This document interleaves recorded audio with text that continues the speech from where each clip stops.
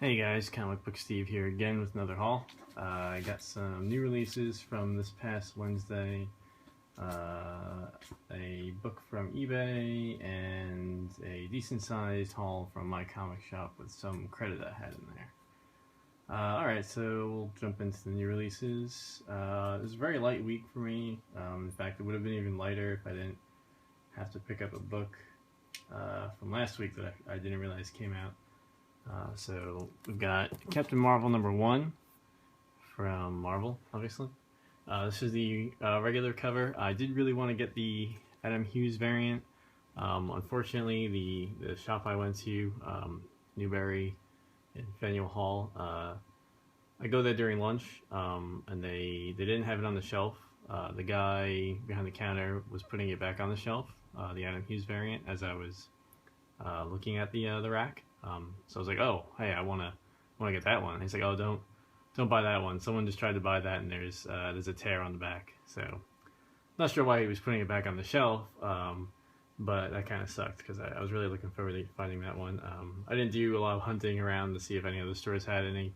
It was really cold out, but that was kind of a bummer. I got excited, and then my excitement was deflated. So yeah, it was pretty reasonable price too. It was $10.99. So it sucks that was a not great copy. But anyway, so I got the Captain Marvel #1 regular edition. The book's okay. I'm not totally blown away by it. I'll give it a chance with issue 2 and see where it goes. But so far, I'm like not really feeling it. But the cover's really nice, and I do like Captain Marvel, so that's always good. Next up, I got.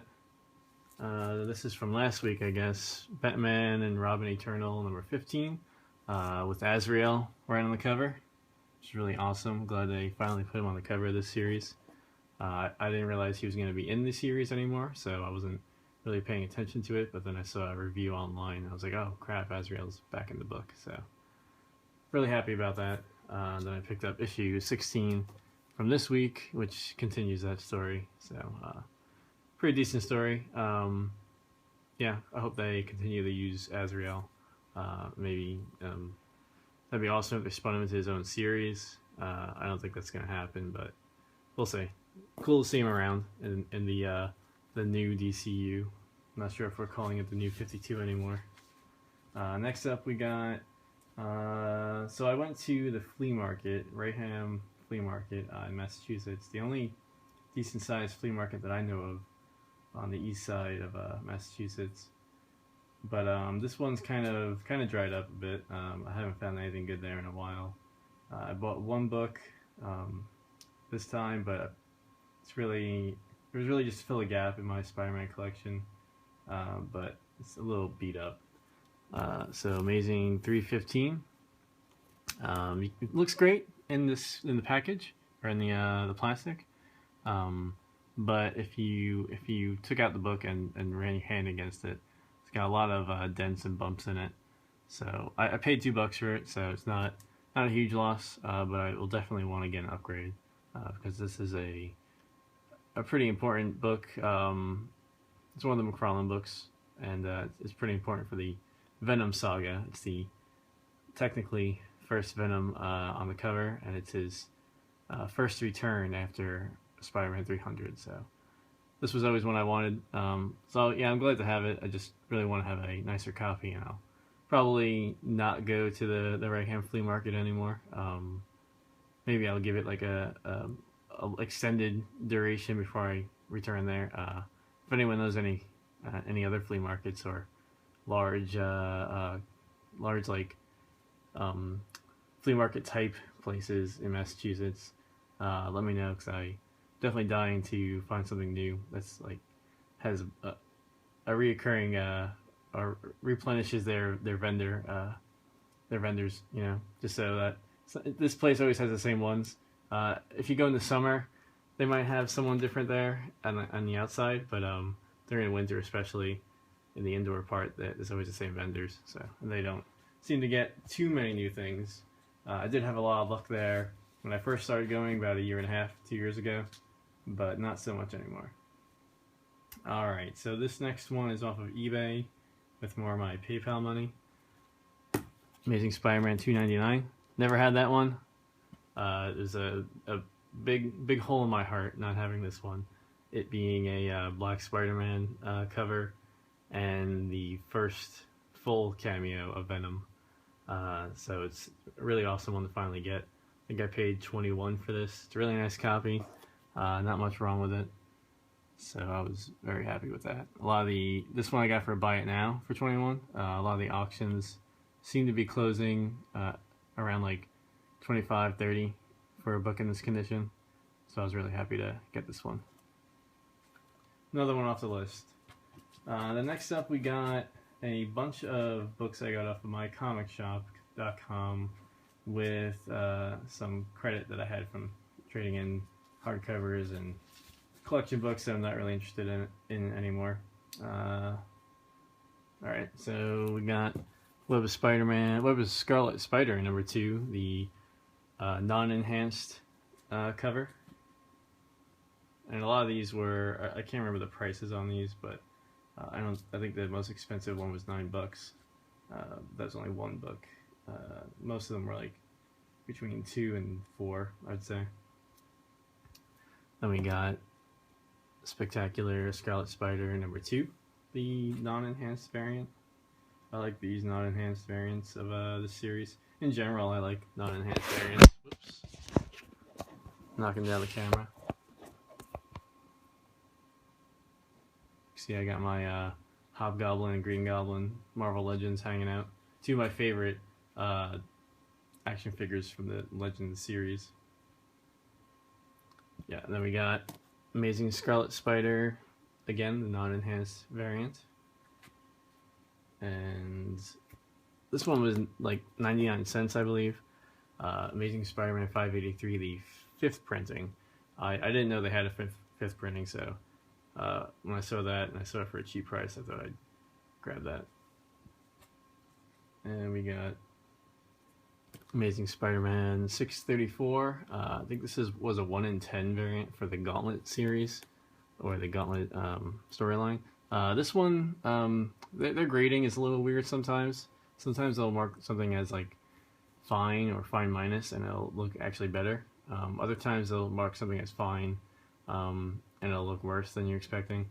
This one actually looks worse than I was expecting. It's got some serious, like, dirty cover problems going on there. Kind of make me go ugh. But it was cheap. It was like $1.50. So I was surprised it was so cheap. But I guess I know why now. Still, good to have. Not a huge loss from the bank anyway. Then we got Scarlet Spider #25 from the more recent series of Kane being the Scarlet Spider. This was the last issue of the series, which is unfortunate because it's cool to see these clone characters come back in some form. Then we got Dark Avengers 175, the Spider-Man in Motion variant from his 50th anniversary. This one was a lot of fun. I do want to get them all eventually. This one was one of the top ones on my list to get, just for that Gwen Stacy cover. I think Humberto Ramos did a pretty good job on it. His work's usually hit or miss for me, but I really like the way this cover came out. This was one of the $4 ones, I think, but it's been on my want list for a while. Not super high on the list, but I was glad to see it come in stock. So that was fun. Then this one was the most expensive I got off the My Comic Shop haul.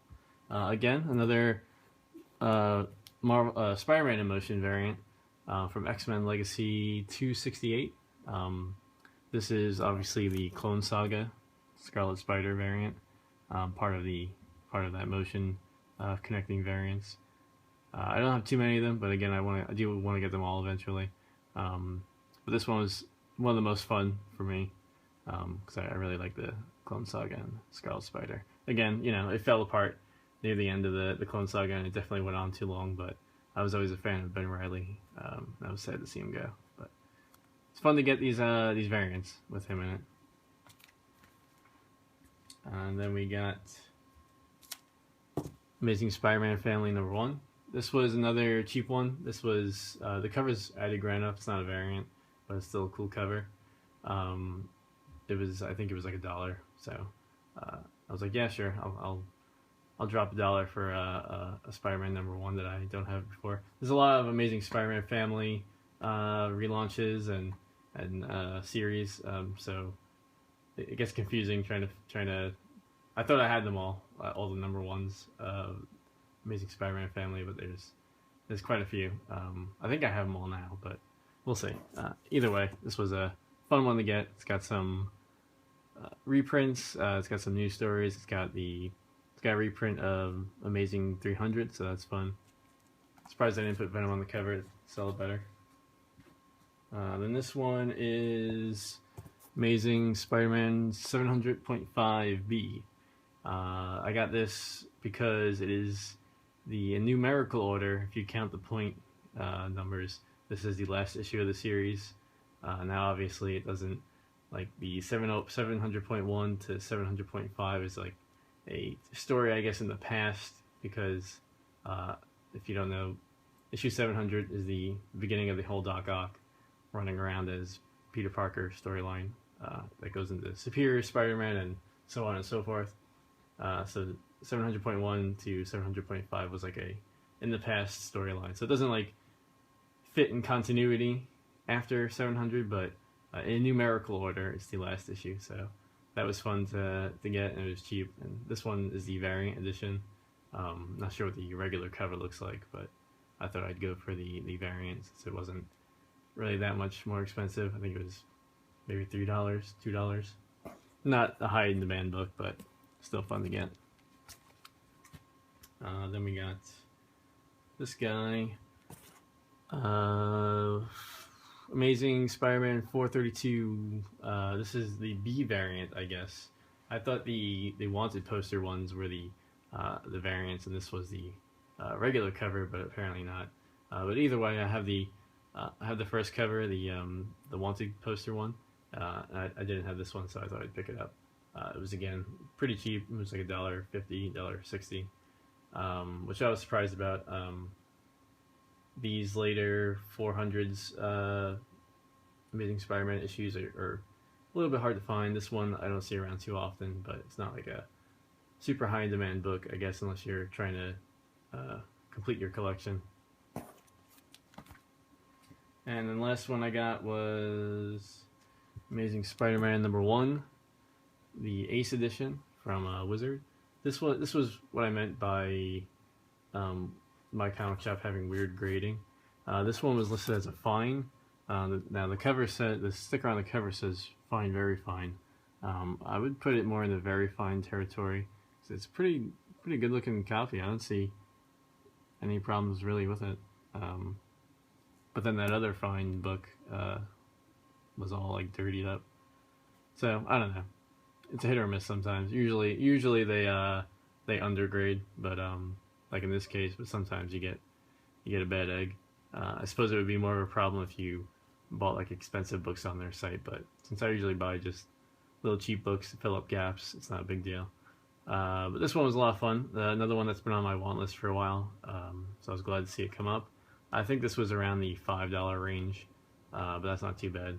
I don't really see them around in the wild too often, so I thought I'd grab it. And it's fun to have a copy of Amazing Spider-Man #1, even if it's not the original. One day I'll get that, but definitely not anytime soon, unless I win the lottery, but that's not going to happen. Anyway, guys, that's all I got for you. Don't have any other major hauls coming in, but there are a few comic shops that I want to hit up over the next few weeks. But it's kind of cold out now, and the snow is getting. We're starting to get some snow like every now and again in Massachusetts, so my ventures out into comic book stores over the weekends are probably going to be a little slower than usual. Yeah, so everyone have a great weekend, and I'll talk to y'all later.